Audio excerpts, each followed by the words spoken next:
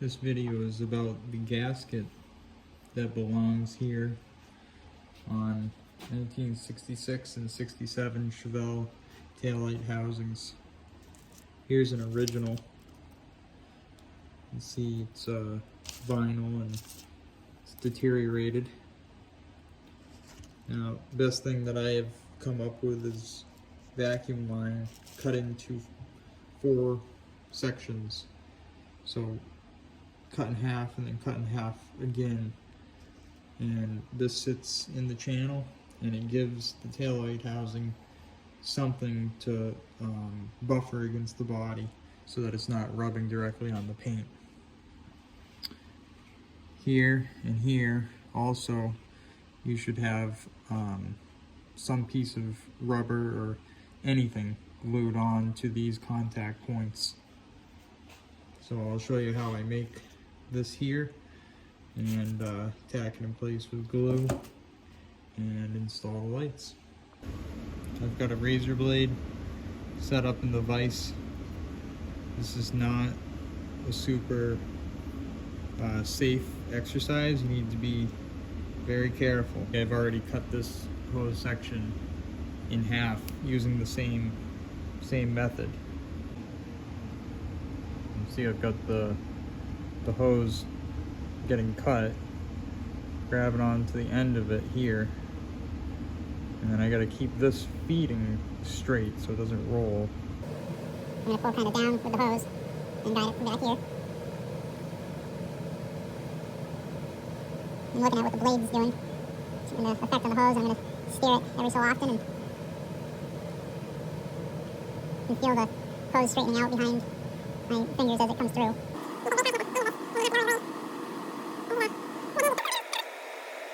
And then you have 2 quarter splines, I guess. All right. This piece here that we just made can sit like that, and it will go against the body and it will fill that gap.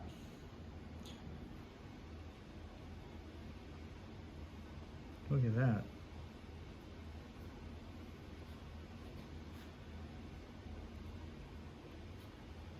A couple tacks of weather strip adhesive on that and that'll hold nice.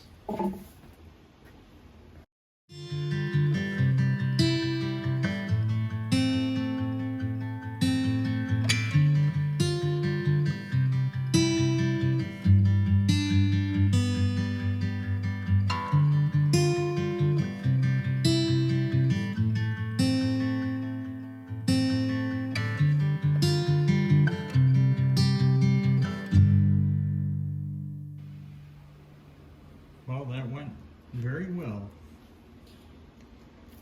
Now, putting a little bit of trim adhesive in the groove, I was able to lay this in with the inside of the tube facing this way. It just fit that way better, and it gives the wall thickness of the tube as a gasket. I taped it in place for a few minutes, and then I've taken the tape off now because this adhesive, it actually sets up, you know, and then you can stick it a few more times and then it turns solid. So you've got a little bit of time to play with it, but I think that this is gonna work great for this taillight housing. So I'm gonna move over and start getting this on the car.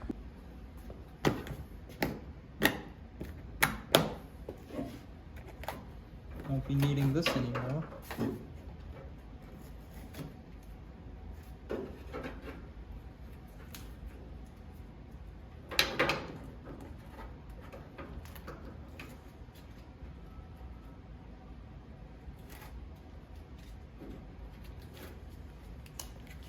Now these right here are actually kind of like a gasket for the rear of the bumper, so the tire debris and road debris doesn't go up and inside of the taillight housing.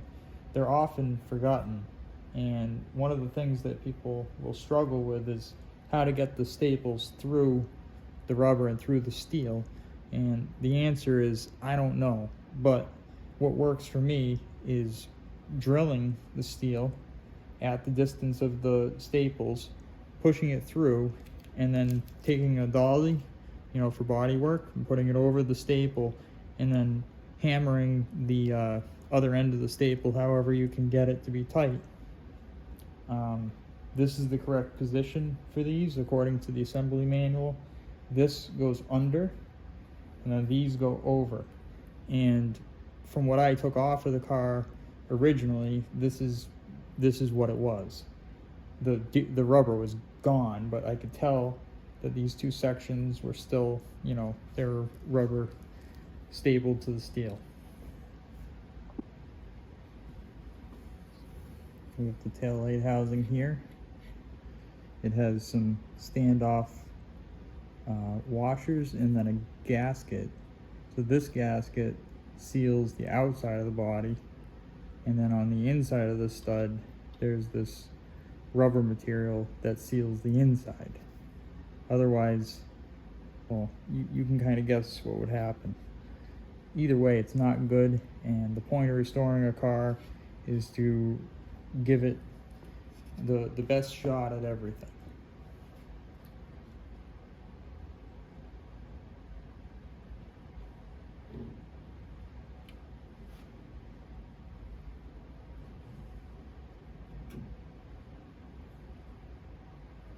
All right.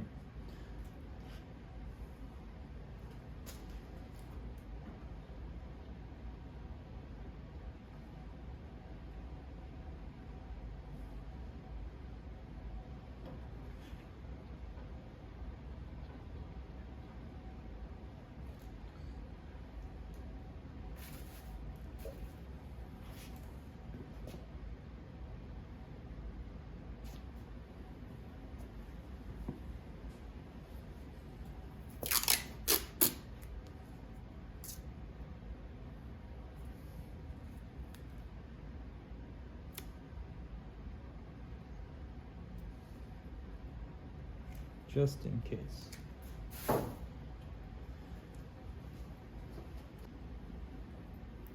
this aluminum foil tape, it's metal and it's adhesive, and you can use it to go around the stud and give it back a little bit of life.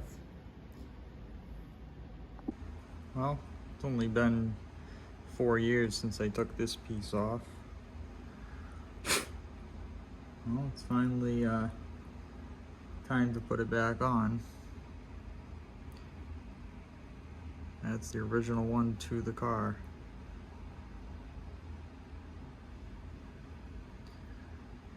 Or at least it's been on there for a very long time.